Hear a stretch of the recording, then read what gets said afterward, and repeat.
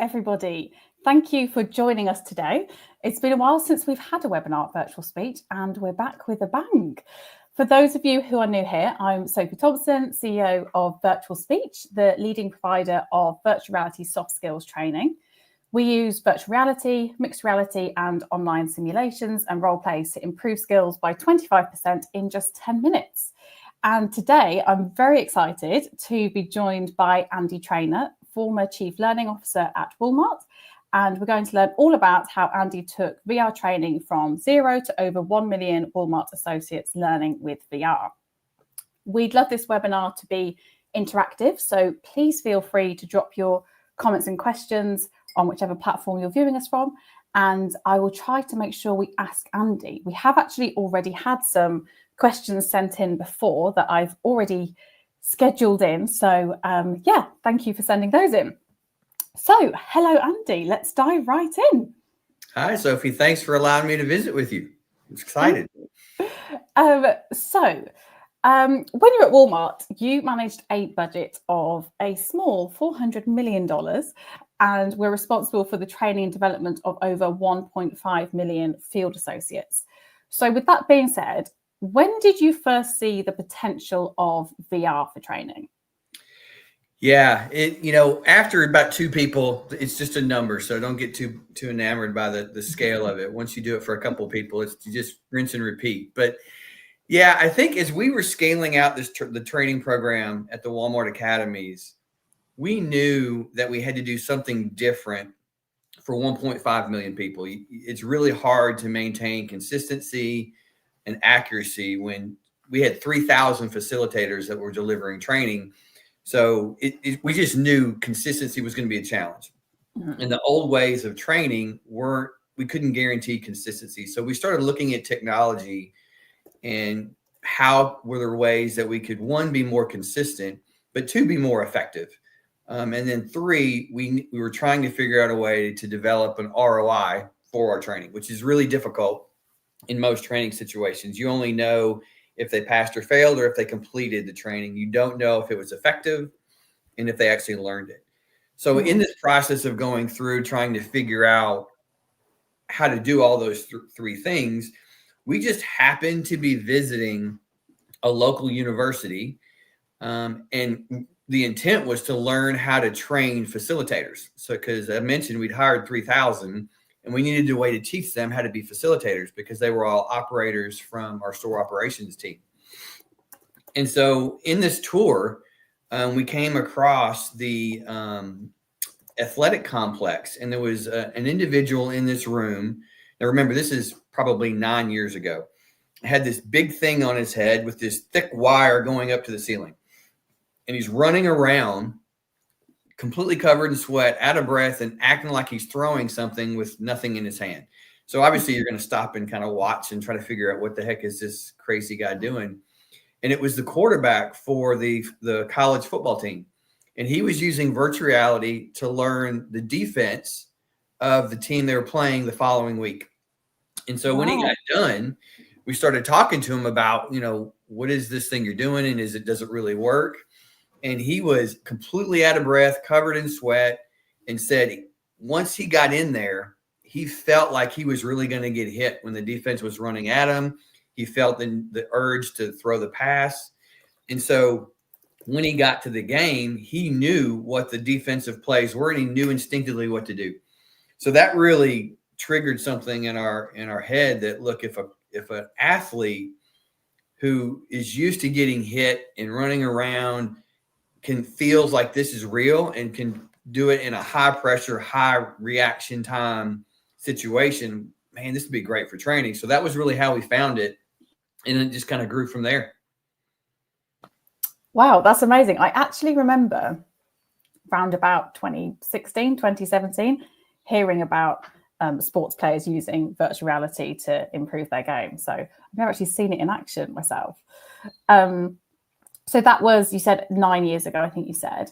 And obviously the industry has come a long way in that time. So I would say nowadays, most people know what VR is, but I remember the VR desert of 2016, 2017. Yeah. So it can't have been easy to see something like that and then bring that back to walk up and speak to your leadership team about that.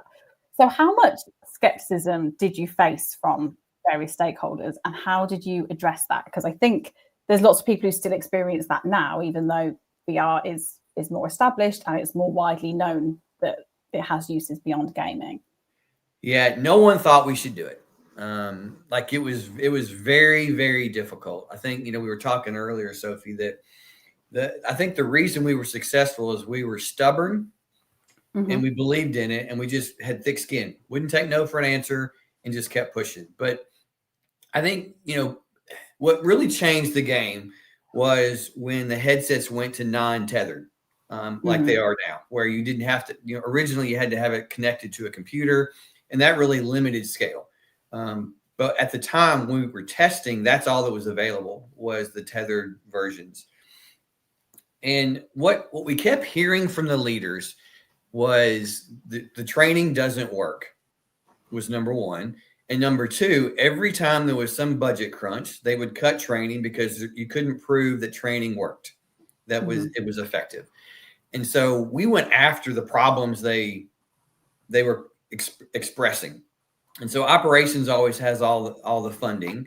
So we had to really focus on what's the biggest problems they have, what are the biggest complaints they have, and how do we use technology to address those issues if we can.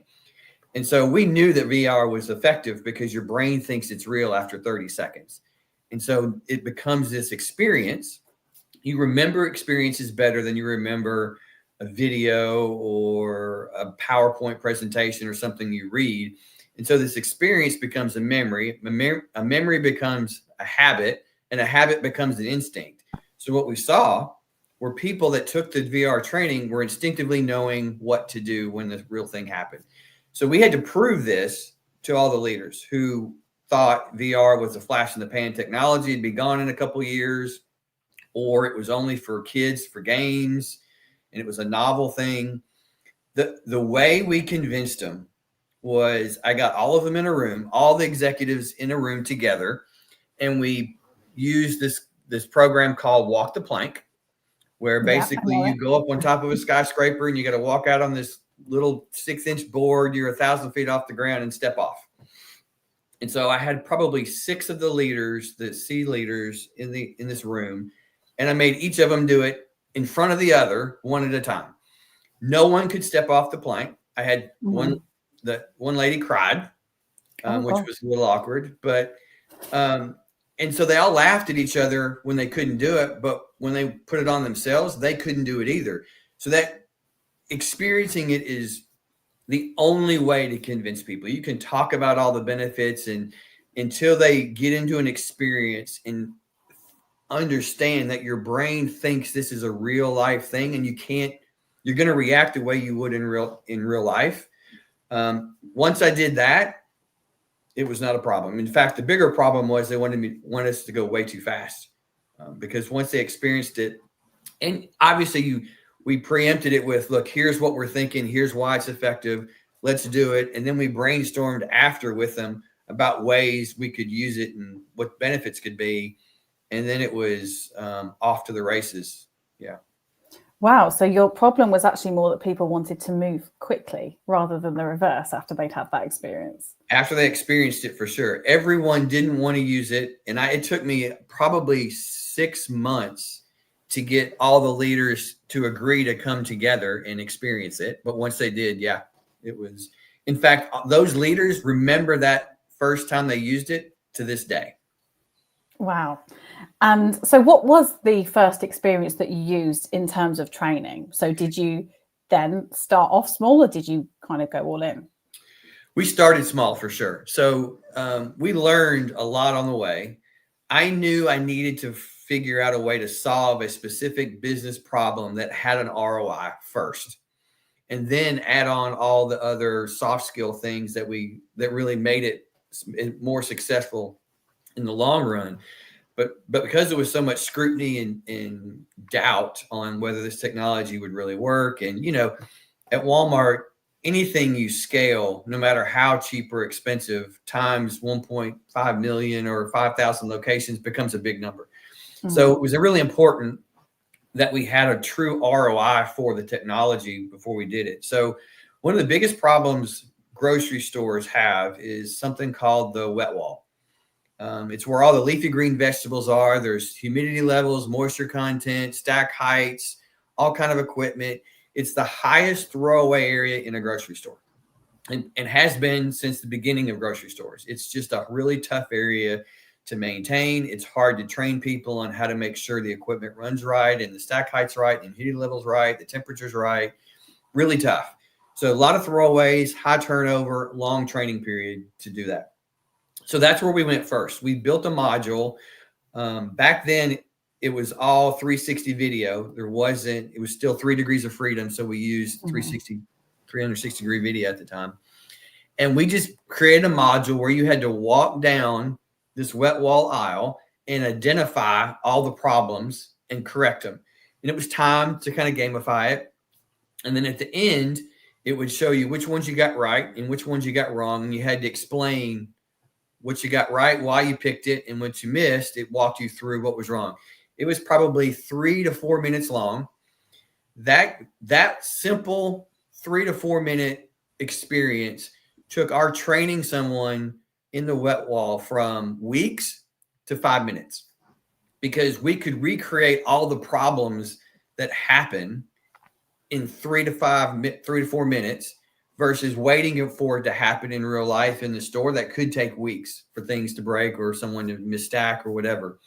And so it drastically changed the way we trained people in that area. It made them more comfortable to talk to customers and to understand what the problems were when they did come up. So our turnover reduced and our throws reduced, because now they knew what to look for and felt like they'd seen it before when they're walking down the aisle. So that was our first test, and it was unbelievably successful from a ROI perspective. Reduced turnover and reduced the amount of time it took to put somebody on the floor without a trainer with them. And how many stores was that rolled out to initially? So we started with probably about 50 stores. We had the benefit. So we had 200 training locations spread across the U.S. In different inactive stores. So we picked 1 or 2, I can't remember, I think it was 2 of these training academies and stores, and said, okay, your remit, they each supported somewhere between 10 and 20 stores. Your stores are going to use VR. And then we had 2 other stores or 2 other academies with the same group of 50 stores that didn't have VR and used the old method of training, that were comparable from a throwaway, turnover training. So we had a really good comparison. So we started with about 50 stores, did that for a couple of months. And then it was the hardest part at that point was when we wanted to scale, was the Oculus Go had just started. It actually hadn't even come out yet. And we just found out about it through, at the time it was obviously Facebook, but now Meta. And so the hardest part was we bought every single Oculus Go they had. All manufacturers, we bought 18,000 of them. So that's why I couldn't get one. Yeah. My biggest success was we took all of them from Target, so they couldn't release them as soon as Walmart could, because we bought them all. But that was that took us the longest part, was getting all the headsets so we could scale it out to all 5,000 stores. Wow. And you spoke about how it saved on throwaway and reduced turnover. Were you able to, or are you able to share the monetary saving and the ROI from that? Yeah, I can do percentages for sure. So obviously we went from, and when I say weeks to minutes, literally it was taking 2 weeks to train somebody, and it took us 5 minutes. Now there was still things we had to do but the core of what we did. So that was huge. Turnover, we saw turnover drop probably 15 to 20%. Because what we found out was people were quitting out of frustration. The store managers were angry because the throws were so high. And so they were applying pressure to the new person, and the new person didn't know how to fix it. And so there was just this frustration and this feeling of failure every day, and not being prepared and not knowing what to do. So yeah, we immediately saw, I want to say it was probably closer to 25% that we saw the turnover drop immediately. And then it got better over time. And, you know, from a throwaway, I don't remember the exact number, but it was significant. I don't think I can get the exact number, but it was significant enough that we scaled it out to all 5,000 stores after a 2-month pilot. Okay. So then how did you go about that? So you started off with 50 stores and then went to 5,000. Yeah. That is very difficult. So, I mean, even just logistically, how did that happen? So you bought all the Oculus Go's in the market, but how did you get them to each location? How did you manage those devices? Yeah, really tricky. So I think the hardest part was the beginning of, even in our pilot, there were stores that didn't use it. And so part of your challenge is going to be, you're not going to get 100% engagement in anything you do. I think we were about 75%, which we were pretty excited about. That still means 25% were using it, but you got to, you know, get the majority. And so it was really, all right, how do we make sure these headsets don't end up lost in the back of a store? Because a Walmart store is huge and they get packages every day and they get stuff every day. So what's the way where do we want them stored? How do we want them used? Who's responsible for them? What's the check-in, check-out process? Like all of that, how are they going to get charged? How are they going to get connected to the network? All of that technical stuff we worked out before we ever did it. And so after we knew the pilot was successful, we went to another market with our plan and tried that. And if that didn't work, we tweaked it and went to another market until we got the results we wanted based on the big scale. So we built our plan, tested it a few times, iterated until we felt comfortable. Then we basically paid somebody to kind of prepare them and package them all up for us. And then we used our 200 training locations as distribution points. So we had these 200 training academies, inactive stores that supported anywhere from 10 to 25 stores in the area. And so we shipped all the stores that they supported headsets and packages to them.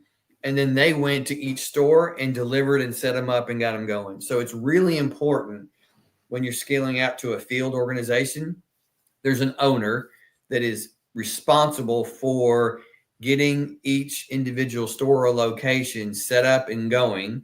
And then there's an owner in that store that you can call to say, how's the headsets working? How is the content? Are people using it or not? And so we established ownership all the way through. So there was a single point of contact for each location or each distribution point. So we could track it and know who to talk to, and someone would push it. And then we created almost like a event out of it. So when your headsets got delivered, there was a big luncheon for the associates. We had cake, we had balloons. We made a big deal out of it to create the excitement. You know, the packages were real nice looking, and so we just made it a big special event and really pushed it as something that was unique. And the associates loved it. Once they got a chance to see it, they loved it. And there's not many times when your employees are excited about taking training, but they were. Okay, well, that's a result in itself, because it's very hard to get people excited and engaged with their training. And at that point, when you did scale to 5,000 stores, what content were you using then? Yeah, we had expanded it. So we had the wet wall. We had a few other, there was a few more, like it was something we called a tower that was home delivery related on how to set it up. So we had several tactical and hard skill ones. The biggest one that created the buzz and really made it unbelievably successful was active shooter. And it's probably the best and worst story I've got about VR, unfortunately. But so as everybody knows, right, in even back then, it's really sad we hadn't figured it out yet. But there's people who want to go into a retail store and hurt everybody else in there. And so we had been doing training for years we were compliant on how to prepare for that, what to do. It was an e-learning that no one paid attention to. And they just click through it like everybody does, and, you know, on their phone while they're doing it. And like I said, we were compliant, but we knew it wasn't effective. And we knew that was one of our first ideas for virtual reality, was how to create an active shooter training in it. But it's very difficult to prove ROI, and it's very emotional, pretty emotional experience. So we waited. Once we got approval to scale, we started working on that one, and we closed the store down overnight, and we filmed an active shooter situation. Again, it was in 360 video, again, because 3 Degrees of Freedom was all there was at the time. And there was no blood and guts, but you saw the shooter, you saw the gun, you heard the shots, and you had to react throughout this experience. Certain points, you had to choose what to do, and to try to save yourself or others, or what you had to do. And super intense. And it actually changed the way we train people at Walmart when we did it, because we got a lot of feedback initially on it's triggering people. That people who have past experiences, they're freaking out and they don't want to do it. And my answer was, yes, that's the whole point. Is, would you want someone to wait and realize that an active shooter situation triggers when there's life or death on the line? Or would you rather you do it in a virtual reality headset in a safe place where they can just take the headset off, talk to a facilitator about what's going on, and figure out, hey, look, we hope it never happens, but the reason we're doing the training is that it could. And so if this isn't the environment for you, you need to know now before it's too late. And by the way, we're teaching you what to do if the situation happens. And so we scaled that out. And that's what really created a lot of the excitement, was we had a very unique approach to training people on how to react to an active shooter situation.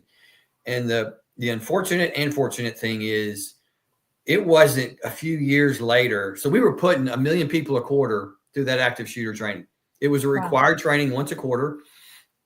The first time you took it, you had a facilitator with you to kind of help you understand what was going on and debrief if you need to afterwards. But then after the first time, you could take it by yourself, and we refreshed it every year. And a few years later, there was a shooting situation in El Paso, Texas, where unfortunately 23 people died. And when we went back to try to understand what happened, and there was over 2,000 people in the store at the time, why did most people get out? Why did 23 people not? And we went back and reviewed it. When the shooter came in, he went into the front of the store and went into a bank that was in the front of the store. A lot of people 23 people had run into that bank. There was no exit for legal reasons. And so they were trapped. But after that, and that was a few minutes, maybe less than 3 minutes. Then the shooter walked around the store for another, I don't remember exactly, but 5 minutes at least. Didn't run out of bullets, didn't kill himself, didn't leave. The police weren't there yet, but there was nobody in the store. And then the police came and got him. And so when we tried to understand, where'd everybody go? Like how in a matter of minutes, every single associate we talked to said, because I did virtual reality training, I instinctively knew what to do. I didn't have to think about it. I didn't have to try to remember. I just knew, get out. And so they saved over 2,000 people in a matter of minutes because of the virtual reality. And that's when we knew, wow, if somebody can remember something that no one thinks is going to happen to them, and when it does, it's unbelievably traumatic and jarring, but they instinctively knew what to do because they took a 5-minute virtual reality training. Imagine what it could do for everything else. So that's when it really took off. Wow, that is an incredible story. And really shows that when you do in a VR experience, it does get logged in a different part of your brain, because you're not a passive observer to your learning, you're an active participant. Your body does think that you've done it before. And that's an amazing example of the impact. One of my questions was going to ask you about the impact. So, any other stories like that? Yeah, none that great or terrible. But I would say, look, think about what anything you can't recreate due to safety, or it's just not possible to do it because it's too difficult. It's an amazing tool. Like probably the other one that was most effective was difficult conversations. And so, when you become a leader, you have to give people bad news, bad reviews. You have to, correct what they do, deal with customer complaints, whether it's year-end evals. And we do a horrible job historically of preparing people for those conversations. We can talk to them about it. We can PowerPoints, videos. You can do role playing, which no one takes seriously. It's always funny. You're uncomfortable because you're embarrassed to talk in front of a group of people, but you're not going to feel the way you feel when you're having a hard conversation with somebody. Mm-hmm. So we built a VR module where you had to deal with a customer complaint with an employee. You had to do a corrective action with an employee, and then you had to terminate an employee. And the employee would react back, ask questions, get mad, get sad, get upset, challenge, and you had to react. And what we would do is after that happened, we would flip the situation around to where now, because in VR, you can record where they look, their hand movement, their body language, what they say, the tone, all of that you can record. We flipped it around, and now you're the employee, and you would watch and listen to yourself fire yourself. And that is one of the most difficult things to experience is you never understand what you do or what you say or where you look until you watch and listen to yourself do it.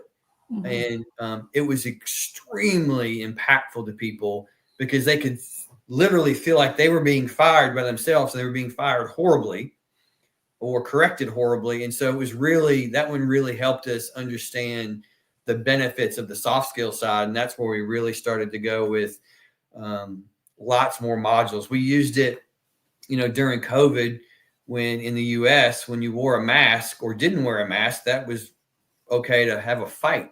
Like it got really aggressive in the U.S. in our stores with people either wanting to or not wanting to wear a mask. And so how do you de-escalate that? And so we built a module on de-escalation specifically rated around the COVID criteria in our stores, which was really effective as well. And did they flip the script as well so that they would see how they were interacted with, or was that just with the difficult conversations? Difficult conversations was one we flipped. The other one that we flipped, we didn't do the de-escalation. One we did flip that I liked a lot was customer service. So anyone who ever's worked in retail in a register, that is a tough job. Every customer isn't nice. In fact, a lot of them aren't nice, and no one likes to wait in line. And so whatever their day has been, whether it's good or bad, the cashier gets to deal with that. And then it gets amplified when they have to wait in line longer than they feel like they should. And so what happens to the cashiers is they start to dehumanize the people coming through the register just so they can survive. Because 8 hours a day, 40 hours a week of angry people blaming you for everything is really tough to absorb. And so our customer service was dropping. Our rating was dropping because these cashiers had to do what they had to do to survive. So we tried to figure out a way, how do you put the human back in and realize that our cashiers are probably our best or worst ambassadors in the store because they talk to everybody. Every person that goes out of that store has to talk to a cashier back then. Now we've got self-checkout, but back then. And so we built a module where you were checking people out, and there were people that were angry, that didn't speak the language, didn't have enough money, were distracted, were just all kinds of things. And what we did was you're the cashier first, and a gentleman comes up and he's super angry. I've been waiting in line for 10 minutes and it's been 2. And this is the easiest job in the world. It's an entry-level job. And if you're that bad at it, you must really be stupid. This is like just really being rude and angry. And you've got to react and try to stay calm and try to make his day better. And when he's just completely berating you. And then we flipped it. And now you're this man in line, and you see his phone, and he's getting texts from his wife. And it's his daughter's last dance recital. Starts in 10 minutes. He's missed every single one of them before. He promised he would be there. And he's texting her. She's like, you've let her down so many times. You can't do this again. He's got a flat tire, has Fix-A-Flat in line to get so he can fix his tire so he can get there, but he's waiting in line. So he's frustrated that he's about to miss his daughter's last recital. His wife is mad because he's let her down again.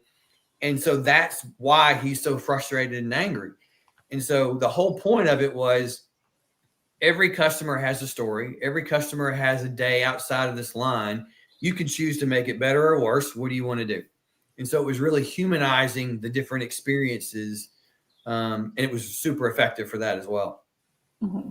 Yeah, that's coming back to, excuse me, using VR as that empathy builder. Mm-hmm. And I love when technology in VR is used, somewhat ironically, using tech to improve like human skills and human connections, because it's very uniquely placed to be able to do that. If we go back to what you said earlier, that if you'd just watched a video about that or you'd read some text about it, you'd probably forget it instantly. But because you've gone through this experience and you've kind of walked in that person's shoes, it stays with you much more.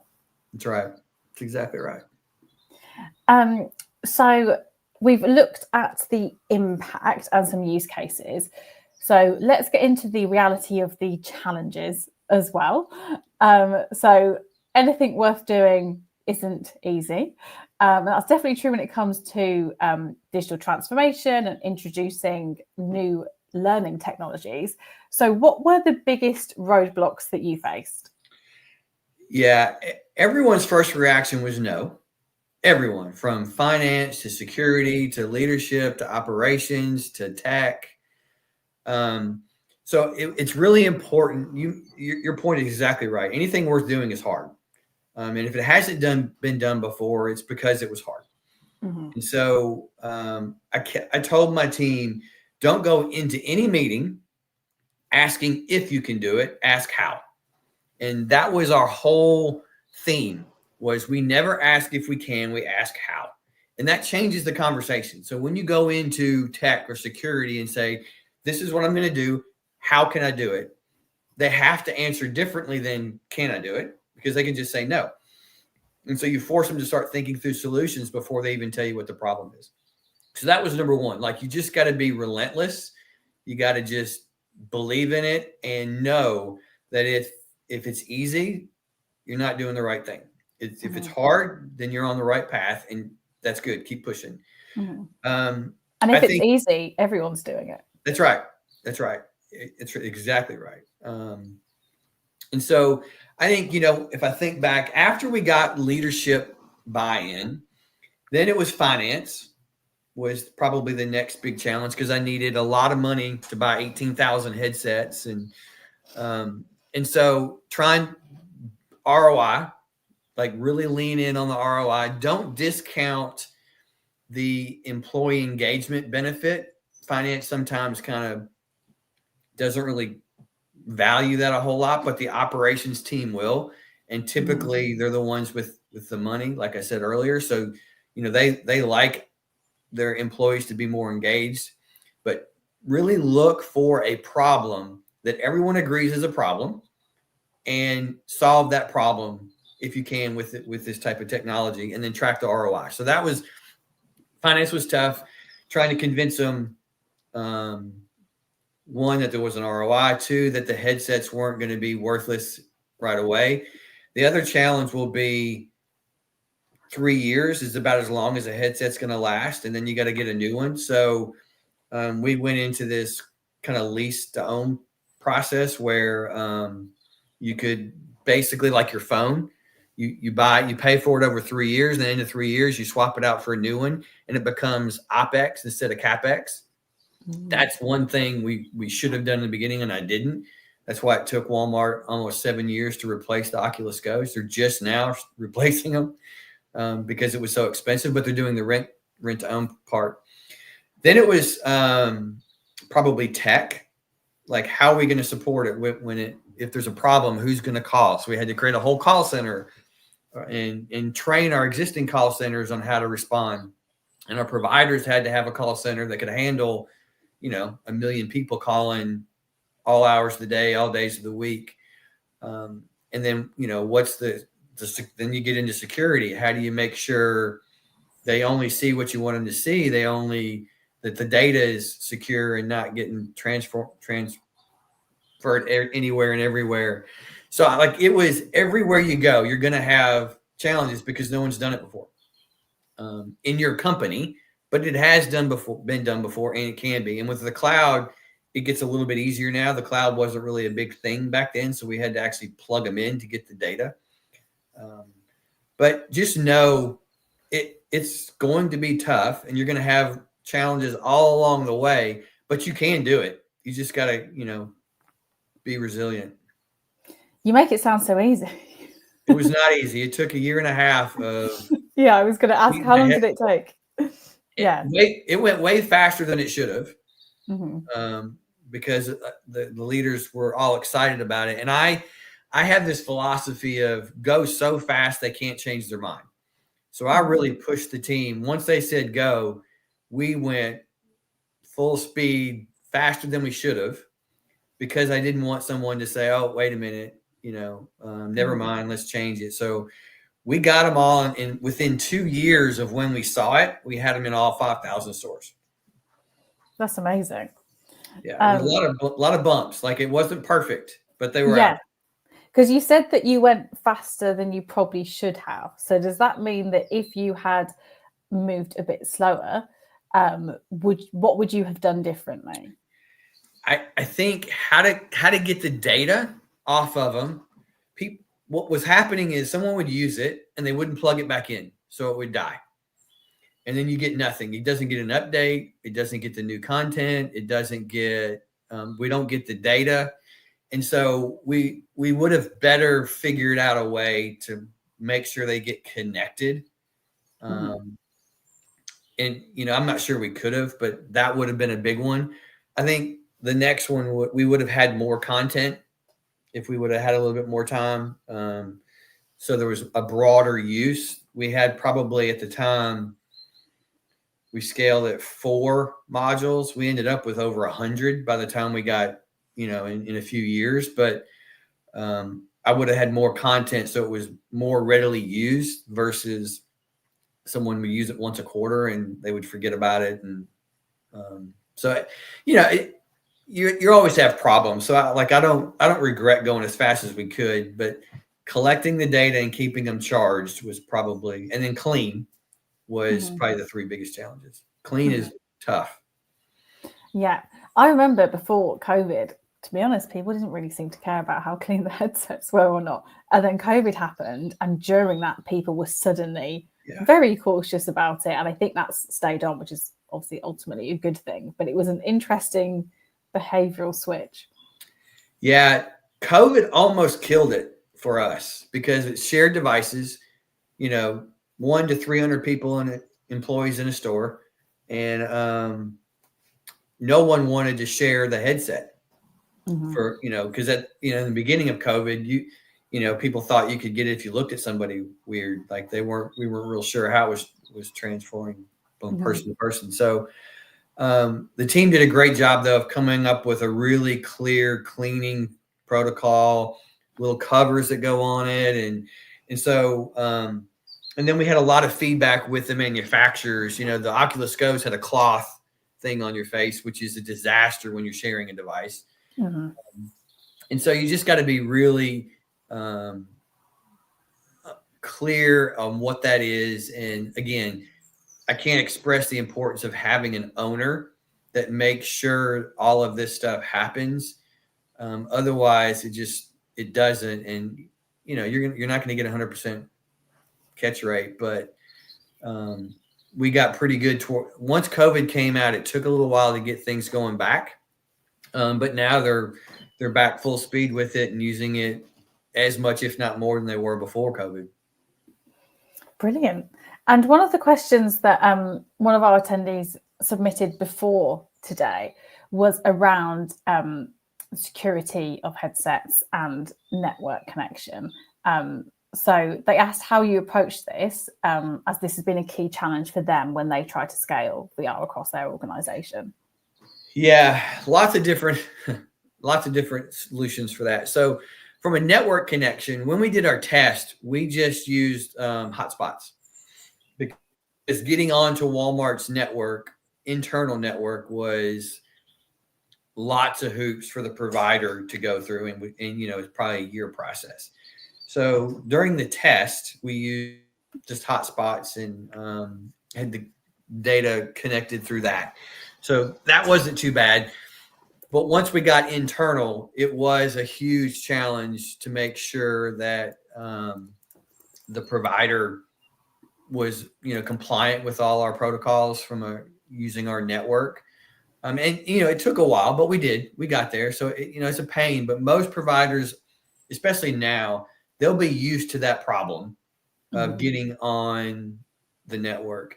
We did I have heard of people always using hotspots and never going into the internal network for a lot of security reasons. Like a lot of finance companies prefer to do it that way because the data is so much more confidential and important to keep secure. So they just don't want any chance whatsoever. But we did use hotspots in some places. It's funny, if you live in a mountainous area or if you live near a military base, your Wi-Fi is going to be garbage. And so we learned that pretty quick. And so we used hotspots for those. So we just we got through the protocol to say, let's use the internal network, which was a pain, but we did. And then as we learned what stores couldn't get connected, we came up with unique situations of whether it was hotspots or using a different guest network. And the data would just get uploaded overnight. We created like this window of time that the headsets were used the least amount. And that's when, whether it was software updates or data uploads happened. I'm trying to think if there was other challenges from a security perspective.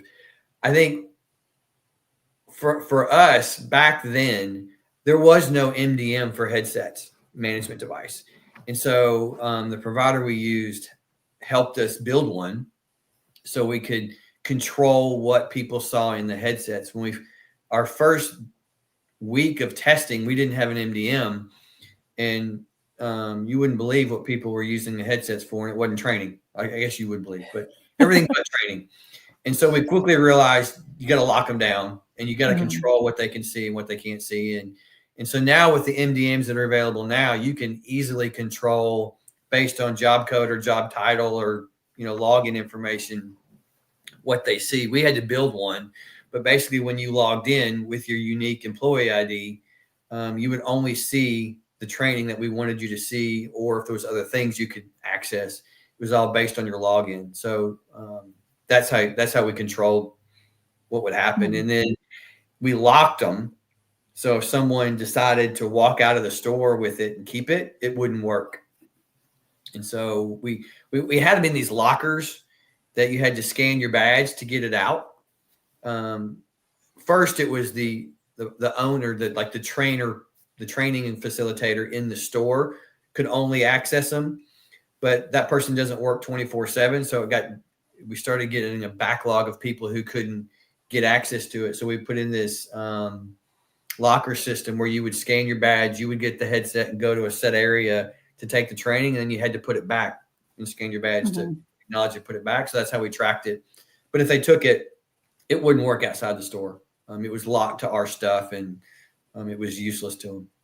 That's interesting. We have a question that's directly related to what you just said, so I'm going to chime in with it now.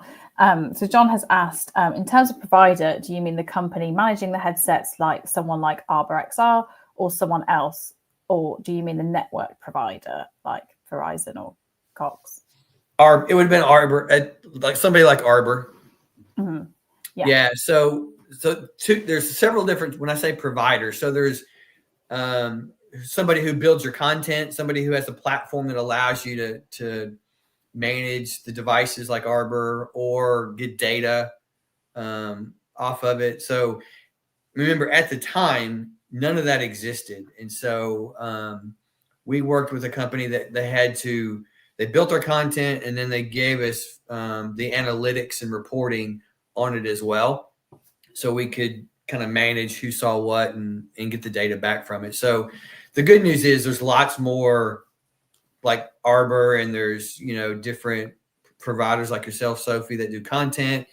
And then there's different analytics groups that can give you data out of that, because that's one of the great things about virtual reality, especially now with the 6 degrees of freedom. You can get so much data on, where somebody looked, how long they looked there, what they said, the tone of voice they used, the words they used, their body language, their hand movement. All of that is unbelievable, great data from a training perspective to see if what you did was effective and they actually practiced what you tried to teach them. Whereas with conventional forms of training, you don't know that. Mm-hmm. And that links to another question actually from Scott. Scott is curious how much of the training is using VR and how much is person to person. Yeah, great question. Most VR training we used was supplemental to some other type of training. So it was like, how do you practice it in real life? So there's still a lot person to person. I don't think that ever goes away because you need the interaction and the variety of thought and discussion. But what virtual reality allowed us to do was you could actually practice it. So you learn what you need to do. Then you go to VR and you actually do it and see how well you do or how bad you do. And specifically what you need to work on. And so there are situations where, like I mentioned, like active shooter, where eventually you take it on your own. But the vast majority of what we use virtual reality for is to practice what was taught. Mm-hmm. Yeah, as a supplementary tool. That's exactly right. Mm-hmm. And somebody's also asked about what about the associates who suffered from motion sickness using virtual reality? And that ties in with another question around what about the people who either had motion sickness with virtual reality or who just didn't want to use it? What was the alternative there? Yeah, from an ADA perspective, we always had to build it a e-learning module and VR. We always knew we had to do both for if someone was sight impaired or hearing impaired or whatever, they could do an e-learning module instead. What we found early on, because that was the probably one of the biggest challenges we got, was everybody says they get motion sick when they put on a virtual reality headset. And it's the content that makes you sick. If the content is poor quality, you will get sick because and especially with 3 degrees of freedom was actually probably a little bit worse because you as the viewer weren't moving, your surrounding was moving around you. And so your brain got disoriented if you did too much moving. With 6 degrees of freedom now, you can move inside the environment like you would in real life. And so the motion sickness gets drastically reduced. And if you have high quality content, it doesn't really impact you a whole lot either. I would say, golly, I think in less than 20 people out of 1 million complained about motion sickness. Like it was insignificant to us. Very few people didn't want to do it, but if they didn't, then they could do the e-learning module. But I even had somebody tell me once that women are more prone to motion sickness VR headsets. Yeah. And we didn't see that. It was we heard, the older generation is going to hate it, not want to do it, and they actually liked it more than the younger generation because it was newer to them and they got to experience things they weren't used to. So we didn't see much motion sickness problem at all. In fact, it was a non-issue once we scaled it out. That's really good to know. A couple of other audience questions. So if you were to start over again today, what different decisions, tactics, and or strategies would you use to deploy VR at scale? And then they've asked a bit more specifically around things like Meta for work, if you've ever used that. I have, yeah. So I would say the biggest thing I would have changed was making it a capital expense versus an OpEx expense. And so the challenge was back then that didn't exist. But these days you can basically rent to own these devices, just like a phone or a computer. You do it in any other business. And then after 3 years, you can replace it with the newest version. If it breaks, they repair it for you and they take care of all the problems. That's probably the biggest thing I would change, was figuring out a way to create that program then, because you have to replace them in 3 years because the technology is moving so fast. And it took Walmart 8 years to replace the 18,000 because the CapEx was just so high. Mm-hmm. And so that slowed down their progress drastically, trying to get approval. And, in most companies in 3 years, people move. And so the leaders you explained it to in finance and tech and procurement are gone, and you got to start all over. And if you're not, it may not work. So that's number one. I think the second is trying to package it all together better. Back when we started, we had to have a separate content builder, a separate analytics company, a separate maintenance company, a separate headset company. So we had all these different contracts that we were trying to maintain that made the VR program work. And if one of those didn't get approved, and they were all in different, one was in tech, one was security, one was in operations, one was in the call center. If any of those broke or didn't get renewed, the whole program would fall. So it was a constant fight to try to make sure that owners of these contracts that I was dependent on understood what the importance was. And in their budget cycle, they didn't kill it because they didn't know what it was, and it break the whole program down. So trying to lump it all together into one bill, if you so to speak, to where it's easier to maintain and keep going would be another big one. What was the second part to that question, Sophie? And then they asked about if you'd had experience with Meta for Work and Horizon Managed Services, which is fairly new, and if that solved any friction points for you. Yeah, so I was part of the original beta group for Oculus for Business, and we did not use it. Now, Meta for Work, I have a little bit of understanding in it with my last role at SkillsVR, but what I would say is you just got to make sure the value is there. I know they've done some things now where the cost is a little bit more appropriate and you get more things out of it. You just don't want to be paying for the same thing twice. And for us, when it was way back 6 years ago, it was a repeat of what we already had. And so it didn't really offer a lot of value. I think with shared mode and with data and with an MDM, I think they're getting there. I think it's just continue to push them to make sure that you're getting the value that you need out of it. And it's making your experience seamless. You don't want multiple contracts if you can avoid it. For maintaining it, for content development, that's something totally different. Like getting different content in is totally separate. But for maintaining the headsets from a technical perspective, you just want to make that as simple as possible. So just make sure whoever you choose understands that and is open to helping you do that. Mm-hmm. That's really good advice.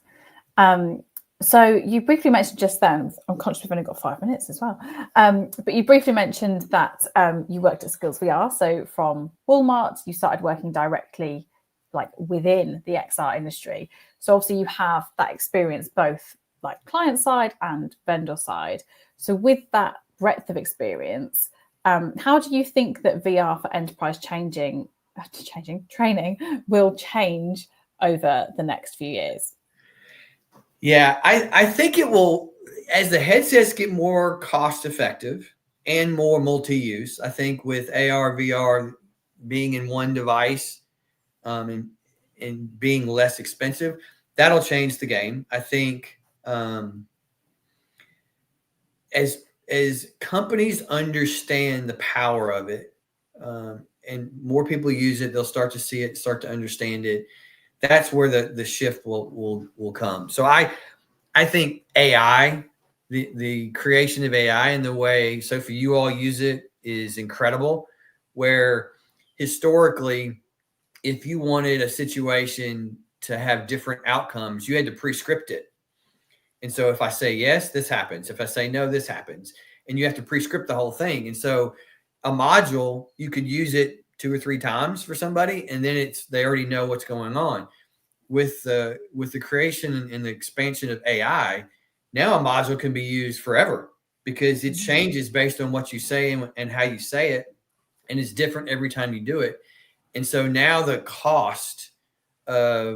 biggest cost of maintaining VR is the content is gotten significantly better. You can create your own now, and the content that you purchase, if it uses AI like yours, Sophie, you can use it over and over and over and never have the same experience and get different feedback each time, which helps tremendously with the cost of rolling it out. So I think there's a huge future with the headsets getting lighter, smaller, better, more cost effective, and the inclusion of AI into it, that all of these challenges related to the cost of scaling are going to go away. And it's the future. Yeah, and the experiences are becoming more dynamic rather than static and pre-scripted. That's right. Final question. Do you think, sorry, another comment just came in, it distracted me. Do you think Walmart and the like are an exception, or are more organizations starting to implement this type of training as standard these days? I would say they're more starting to, for sure. Like when I was at Skills, companies want to do it. Like what made Walmart unique, Bank of America is using them like crazy as well, was our processes were standard. We had done the work to create the same process in every store, so we could use VR to train those processes. What I found the most at SkillsVR was when I went to companies and said, "Hey, you can use VR." They got super excited. Okay, what do you want us to train? Okay, what's the way you want it done? Well, we've got 10 distribution centers and there's 10 different ways of doing it. Okay, well, I can create 10 different versions, but you don't want me to. And so they would have to go back and say, okay, I got to standardize my process first. Then I can create a training so everybody does it the same. So I think that's what's slowing it down, is every company we talked to had work to do before they were ready to actually utilize technology to help with their training, because it was different everywhere. They always knew it needed to be fixed, but printing a piece of paper is pretty easy and pretty cheap and local. And so they had to get their house in order before they could do it. So I think they're the exception 5 years ago. I don't think they will be in the next few years, because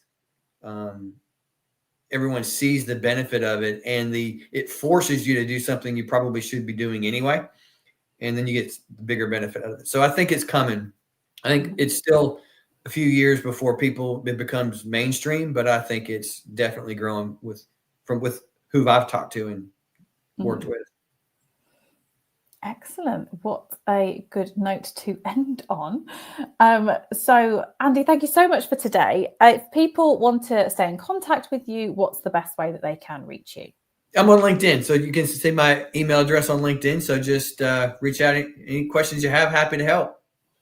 Amazing. Thank you very much. So I think everybody has learned a lot today, and still blows my mind that from idea to over 1 million people was 2 years. That's incredible. Thank you to everybody who joined us today as well and asked lots of questions. Virtual Speech will be running similar webinars every few weeks again from now on. So look out for our next one on LinkedIn and in our newsletter. But yeah, have a great rest of your day. Thank you. Thank you. Bye.